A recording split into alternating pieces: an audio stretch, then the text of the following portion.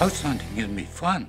You know what you want for you and your family, but have you thought about how to protect your pets? Dr. Moffat, you've treated a lot of animals that have been injured around the home. Can you tell us about a few of those cases? Absolutely, I can. I have seen a lot of unfortunate accidents, and with some pre-planning and knowing what to watch for, most of these situations could be clearly avoidable.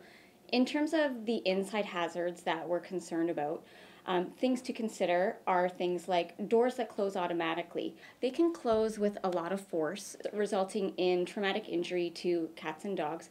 For a larger dog, that may not be a big concern, some bumps and bruises, but the smaller the pet, small dogs and cats, they can have some fractures, including broken limbs, and ultimately a lot of tail amputations are a result. Along similar lines, ensuring that your screens are secure is very important. Not only does it keep your pet safe inside, but it also prevents other outside creatures from getting in. We also see a lot of dietary indiscretions, and by that I mean dogs just get into things that they shouldn't. Something we may not always think of is having a safe place for your guests to keep their items when they come to visit your home.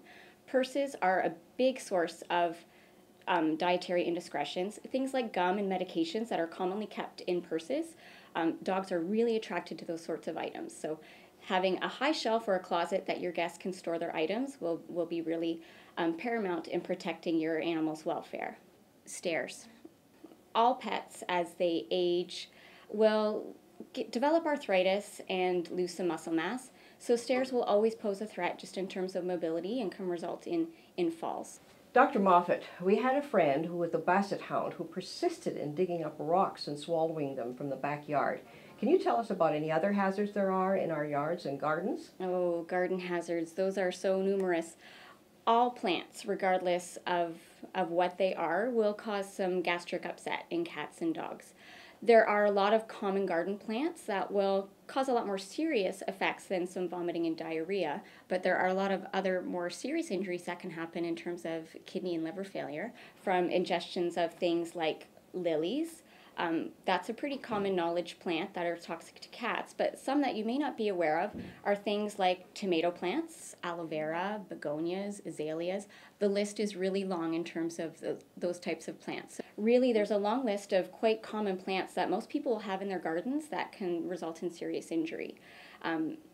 Your veterinarian will be able to give you a full list of information on the plants that could cause serious harm to your pets. In terms of ingestion, outside of that, plants can also cause physical harm to our pets. Especially in the fall when we're trimming back our plants and getting ready for winter, a lot of those sharp stems can actually, when they're covered by snow especially, become foreign objects that can get lodged in our pets' footpads when they go out in the garden. Also, other pets that explore with their faces are prone to injuries with scratches and things on their eyes. So things to be aware of when you're planning out what you have in your garden. Another big thing to consider is how secure is your yard. Even if it's fenced, you might think it's safe, but please be very cautious in checking the security of that fence so your animals don't escape and have unnecessary injuries like being hit by a car in your neighborhood.